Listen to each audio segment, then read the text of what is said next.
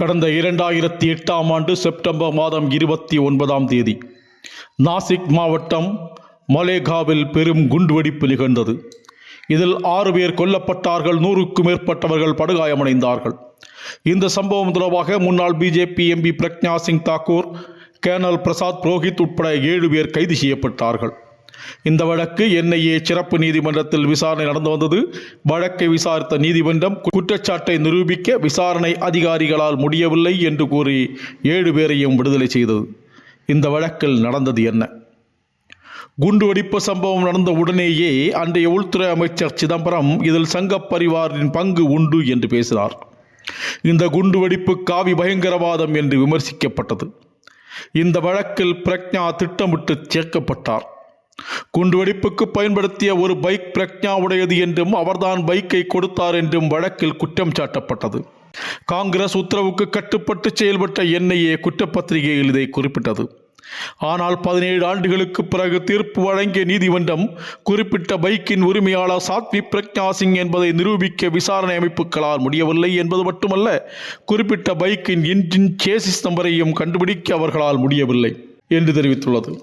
நீதிமன்றம் மேலும் குண்டுவெடிப்பு நடந்ததற்கு 2 ஆண்டுகளுக்கு முன்னேயே சாத்வி பிரக்ஞா சிங் துறவியாகிவிட்டார். மேலும் அவர் எந்த பொருளையும் தனக்கு சொந்தம் என்று வைத்திருக்கவில்லை. குண்டுவெடிப்பு நடந்தது உண்மை, ஆனால் பைக்கில் வைக்கப்பட்டிருந்த வெடிபொருள் தான் வெடித்தது என்று நிரூபிக்கப்படவில்லை என்றும் தெரிவித்தது. வழக்கில் அடுத்து குற்றம் சாட்டப்பட்டவர் கேர்னல் பிரசாத் புரோஹித். இவர் முன்னாள் இராணுவ அதிகாரி. காஷ்மீரிலிருந்து RDX வாங்கி வந்து வீட்டில் பதுக்கி வைத்து குற்றச் செயலுக்கு அவர் பயன்படுத்தியதாக குற்றம் சாட்டப்பட்டது. ஆனால் இதுவும் நிரூபிக்கப்படவில்லை. இந்த வழக்கில் சாத்வி பிரக்ஞா அனுபவித்த கொடுமைகள் கொஞ்ச நஞ்சமல்ல. வாக்கு வங்கி அரசியலுக்காக காவி பயங்கரவாதம் என்று ஒரு கட்டுக்கதை உருவாக்கப்பட்டது. இதில் பிரக்ஞாவின் 17 ஆண்டுகள் வீணானது. தனக்கு சிறையில் நடந்த கொடுமைகள் குறித்து சாத்வி பிரக்ஞா கூறும்போது கேட்பவர் கண்கள் நனைகிறது, கண்ணீர் வருகிறது. இரவு பகல் பாராமல் போலீசார் கண்டபடி கடுமையாக தாக்கினார்கள். பெல்ட்டால் கொடுமையாக அடித்தார்கள். அவர்கள் அடித்த அடியில் என் நுரையீரல் பாதிக்கப்பட்டது. மயங்கி விழுந்த என்னை 5 நாள் ஆஸ்பத்திரியில் அனுமதித்து சிகிச்சை அளித்தனர். மயக்கம் தெளிந்தவன் என் காவி உடை அகற்றப்பட்டு வேறு உடை அணிவிக்கப்பட்டிருந்தது. உடல்நலம் தேறிய பின்னர் மீண்டும் கொடுமைப்படுத்தினார்கள்.